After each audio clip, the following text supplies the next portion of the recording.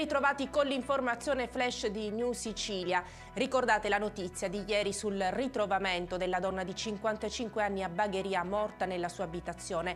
Si sono delineati i contorni dell'accaduto. È stata la figlia di 17 anni ad uccidere la madre. Profondo sconforto per chi conosceva la vittima, insegnante, e incredulità da parte della comunità. Secondo una prima ricostruzione, la donna è stata strangolata. Ancora sbarchi sulle coste italiane. Un peschereccio con a bordo circa 700 migranti è stato intercettato e soccorso da motovedette della Guardia Costiera e della Guardia di Finanza a circa 26 miglia a sud-est delle coste di Siracusa. I naufraghi sono stati fatti trasbordare sui mezzi navali italiani e trasferiti nei porti di Siracusa, Catania e Roccella Ionica.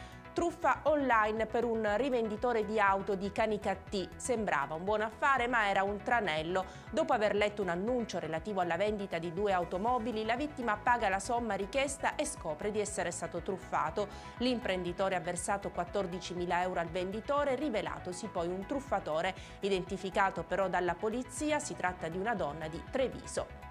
Aumentano gli importi per l'assegno unico INPS erogato alle famiglie italiane a sostegno del reddito. Da febbraio prossimo scattano gli aumenti come previsto dalla legge di bilancio. Sul nostro sito newsicilia.it tutti i dettagli su a chi spetta e come richiederlo. E per adesso è tutto, grazie per averci seguito e arrivederci.